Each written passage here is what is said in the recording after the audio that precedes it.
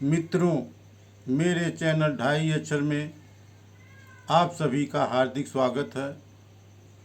अगर आप मेरे चैनल पर नए हैं तो चैनल को सब्सक्राइब कर लीजिए।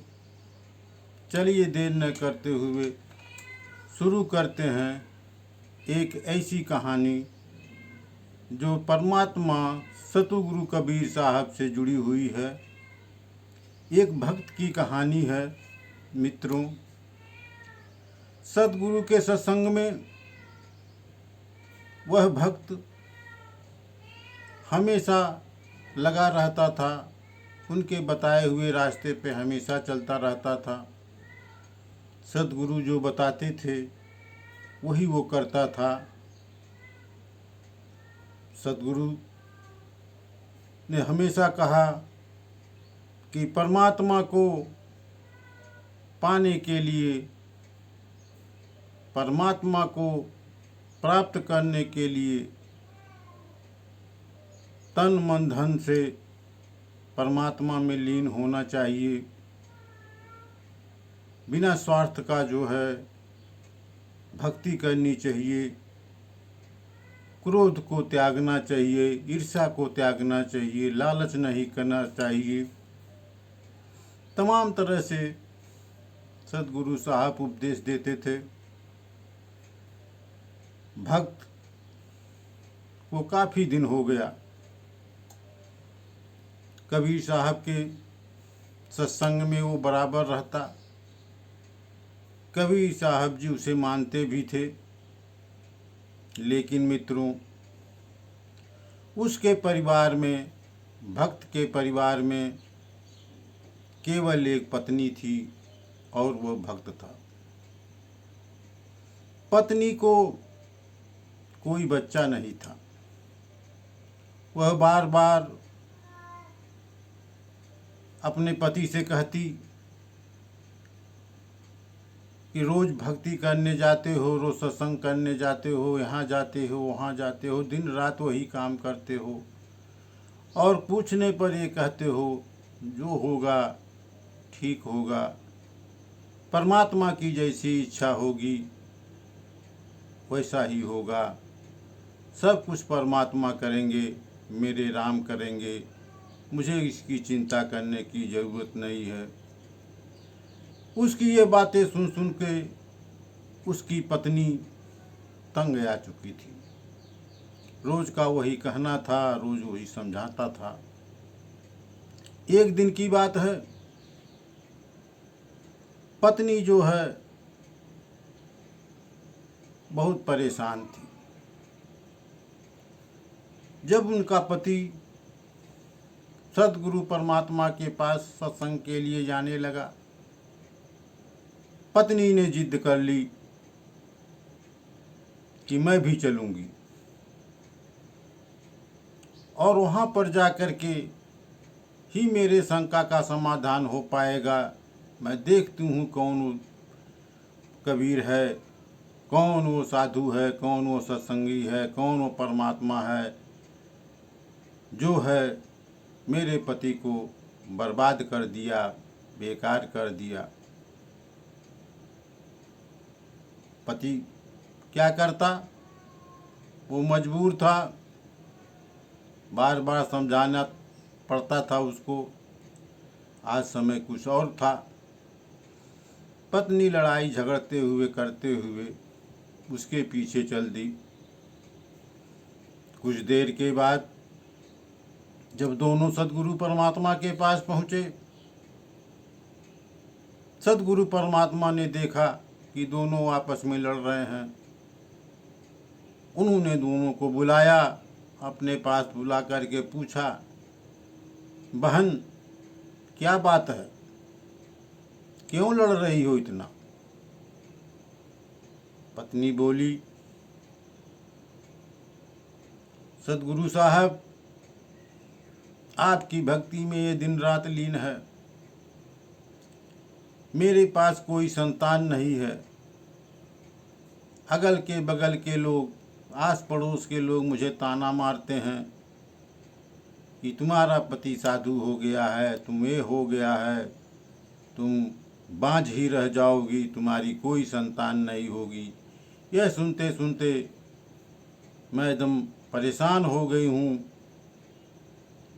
मैंने यह दृढ़ निश्चय कर लिया कि आज फैसला होके ही रहेगा। सदगुरु साहब ने कहा, बहन तुम ठीक कर रही हो, तुम्हारा सोचना जायज है,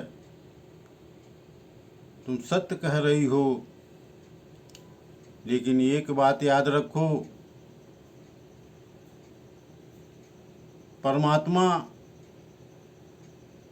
सबको देते हैं, लेकिन उसका समय निर्धारित है। बिना समय के पहले तुम्हें कुछ भी नहीं मिल पाएगा। पत्नी बोली उसकी कि ये तो सही बात आप कह रहे हैं, ये तो सभी लोग कहते हैं समय आने पर मिलेगा, लेकिन वो समय कब आएगा मैं यह जानने के लिए आपके पास आई हूँ। आप इसका निराकरण कर दें, इसका समाधान कर दें। सदगुरु साहब ने कहा कि ठीक है, सब्र करो, मैं उसका उत्तर दूंगा। सदगुरु परमात्मा ने ध्यान लगाया, परमात्मा से साक्षात्कार होने लगा। जब उन्होंने देखा तो परमात्मा ने कहा, बताया कि इसके तो भाग्य में बच्चा है ही नहीं, कैसे इसे मैं दे दूं।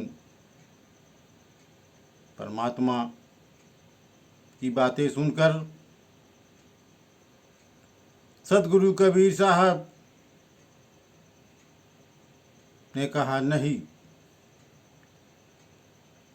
तकदीर में क्या लिखा हुआ है इससे मेरा लेना देना नहीं है। मैं इसे यह देखना चाहता हूँ कि इसके गोद में बच्चा हो, नहीं तो कल आपको कौन जानेगा, कौन आपको प्रभु मानेगा, कौन आपको परमात्मा मानेगा। परमात्मा जी सदगुरु की बात सुनकर मित्रों जानते हैं कि परमात्मा भी भक्त के बस में हो जाता है, भक्त की जिद हो जाती है तो परमात्मा को भी झुकना पड़ता है। सदगुरु ने परमात्मा को झुका दिया और उसने कहा कि जाओ, सब कुछ ठीक हो जाएगा, जो तुम चाहते हो वह प्राप्त हो जाएगा। मित्रों, जब ध्यान टूटा सतगुरु कबीर साहब का, दोनों पति पत्नी को अपने पास बुलाया और कहा कि बहन तुम जाओ अपने घर, तुम्हारे को बच्चा मिलेगा, तुम इसकी चिंता मत करो। पति पत्नी दोनों वहाँ से चल दिए अपने की घर की तरफ। घर जाते जाते बीच में एक जंगल का पड़ा था जिसमें बीच से रास्ता निकला हुआ था। जंगल के बीच रास्ते में जब दोनों पति पत्नी पहुँचे तो वहाँ एक बच्चे की आवाज़ सुनाई पड़ी। एक नन्हा बच्चा जंगल में चिल्ला रहा था, रो रहा था। जब दोनों पति पत्नी के कानों में उसकी आवाज़ पड़ी तो स्वाभाविक है वो रुक गए और जंगल के अंदर चले गए। जब कुछ दूर पहुँचे जंगल में तो बच्चे की आवाज़, एक पत्ते के टोकरी में पड़ा हुआ बच्चा रो रहा था। दोनों ने बच्चे को गोद में लिया। उन्होंने कहा कि ये बच्चा बहुत ही सुंदर है, इसका बच्चा है, चलिए वापस चलिए संत गुरु कबीर साहब के पास, वही इसका निराकरण करेंगे कि ये क्या माजरा है। दोनों पति पत्नी वापस सदगुरु पास आ गए और सदगुरु के चरणों में उस बच्चे को डालते हुए कहा कि बच्चा, सदगुरु जी, रास्ते जंगल में हमें जो है ये रोता हुआ बच्चा मिला है, किसका है मैं नहीं जानता, किस जाति का है मैं नहीं जानता, किस वर्ण का है मैं नहीं जानता। प्रभु ने कहा, सदगुरु परमात्मा ने कहा, यह बच्चा तुम्हारा है, तुम इसका पालन पोषण करो, प्रेम से पढ़ाओ लिखाओ, भक्ति का मार्ग दिखाओ, और जो है यह बच्चा एक बहुत बड़ा संत होगा, यह मेरी कृपा है।